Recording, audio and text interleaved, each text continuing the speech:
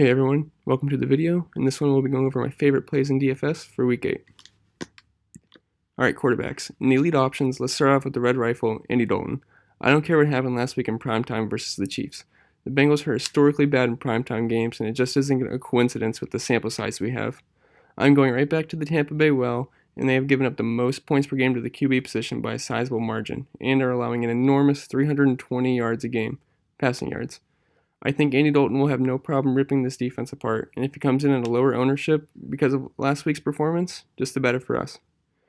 The next lead option at QB for me is in the same game in Jameis Winston. Famous Jameis has thrown for over 365 yards in his past 2 games. He also provides rushing upside, which gives us a nice floor each week as well. Now, he's not an elite talent, but he has many things going for him, which makes him an elite fantasy quarterback. His defense is historically bad, which puts him in a position to need to air it out to stay in the game. He also has plenty of weapons to spread the ball out to in Evans, Djax, Howard, and Godwin.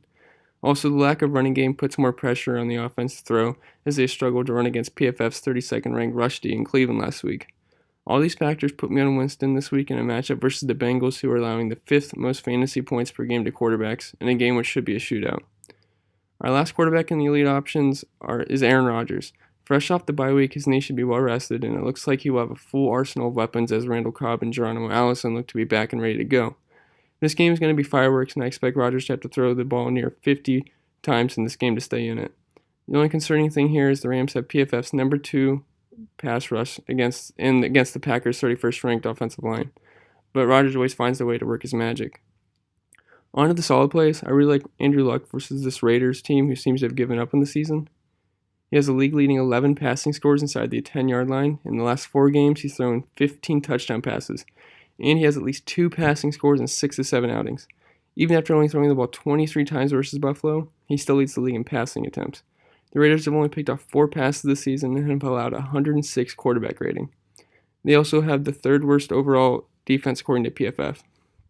I would also like to mention Jared Goff, as he is always in play with this monster of an offense he is on. He always has 5 touchdown upside. Alright, running backs. Starting off at the high end is no surprise in Todd Gurley. DK just refuses to raise his price, so we're just going to keep playing him. He has not scored less than 25.6 Draftkings points this year, and no less than 30 in his past 3. The Packers have the 29th ranked rush D per PFF and the 25th ranked run defense DVOA. Next up is James Conner. With Bell still out, we can go right back to the Conner well. The Browns have struggled on run defense, as they rank 32nd in defense per PFF, rush defense, 25th in run defense DVOA, and 20th in yards per carry allowed, 31st in rushing touchdowns, and 28th in yards per game allowed. In week 1, he ran wild versus Cleveland, albeit it wasn't a rainstorm, but nonetheless, he's a fantastic play this week at an affordable price. Kareem Hunt is starting to see more usage in this Chiefs offense. He has dominated the past 2 games. The Broncos have been giving it up to opposing RBs, as they are 28th in run defense DVOA, 30th in yards per carry allowed, 30th in rushing touchdowns, and 21st in yards per game allowed. Just hope the Chiefs don't forget about him and continue to keep him involved. On to the mid-range. Let's start with Marlon Mack. He's totaled 160 yards and 2 touchdowns last week, and is the clear lead back for the Colts after finally getting healthy. The Raiders were ranked 24th in run defense DVOA, 27th in yards per carry allowed, and 27th in rushing yards allowed per game. He should have no problem paying off his salary. With Royce Freeman being out, we should see a bump in usage for Phillip Lindsay. The great thing about him is he will never get game flowed out of a game with his involvement in the passing game. The Broncos have been solid on the ground, ranking 8th in yards per carry, 7th in rushing touchdowns, and 10th in rushing yards per game. The Chiefs have been awful against the run, ranking 31st in run defense per PFF, 32nd in run defense DVOA, 31st in yards per carry allowed, and also ranked bottom in all the rest categories. Last but not least is Kerryon Johnson. I feel like I say it every week, but this guy is really good, and I was high on him before the season started, so it's really nice to see him start to get the majority of the work. The only thing against him is Patricia's obsession with getting Blunt 10 carries a game, and his goal line work as well. But the Seahawks are 25th in rush yards per carry allowed and 22nd in rushing yards per game allowed, so this is a good matchup. Now to the bargain bin. I like Chris Carson versus the Lions, as they are 30th in run defense DVOA, 26th in run defense per PFF, 32nd in yards per carry allowed, and 30th in rushing yards allowed per game.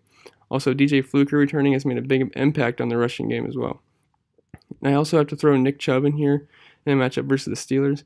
He should touch the ball close to 20 times, and at his price, he provides a nice value. Alright, receivers. My first high-end option is AJ Green versus the Bucks. You should have no problem smashing in this spot, and I could tell you again how bad this defense is, but you get the point. Next up is Devontae Adams. This guy is an incredible talent, and he has Aaron Rodgers throwing the football. Adams will be guarded by Troy Hill and Marcus Peters. Hill is allowing 2.6 yards per route created, and Peters is the 100th ranked cornerback this year according to PFF. I also prefer Juju over Antonio Brown this week. Denzel Ward will be on Antonio Brown most of the game, and to me, he is one of the premier corners in the league. This will leave Juju matched up with TJ Carey. He also had a couple big catches in their first matchup in Week 1 and totaled over 100 yards. I also like Jarvis Landry from a volume standpoint. He's the only reliable receiver on the team, and if Joe Hayden is on him, he has struggled guarding smaller, shifty receivers in the past. I also like to throw Brandon Cooks on here as he always has slate breaking upside, and this game could have 100-point potential. Onto the mid-range, Tyler Boyd gets a matchup versus our favorite corner, MJ Stewart. Tampa gives up an average over 100 yards per game allowed to slot receivers, and Jarvis Landry got right back on track against him last week. I like Tyler Boyd over AJ Green this week, just from a price standpoint.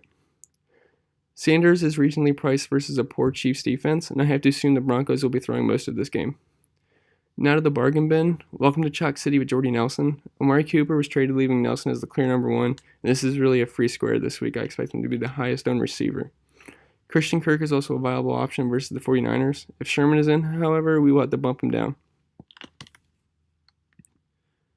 Alright, tight ends. I listed Kelsey here, but I would not be paying up, but just know he has great BVP versus them and is always a good option. I also like CJ Uzomah.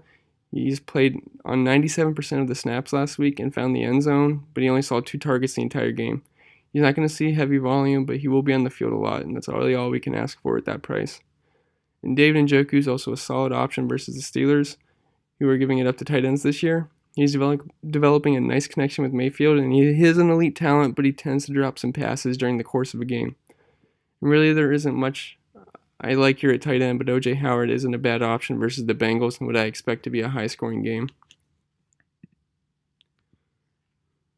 On to the defenses, my favorite spend-up is the Bears versus the Jets. I know the past 2 games have been rough, but I still believe they are an elite defense and should have no problem with Sam Darnold and the Jets.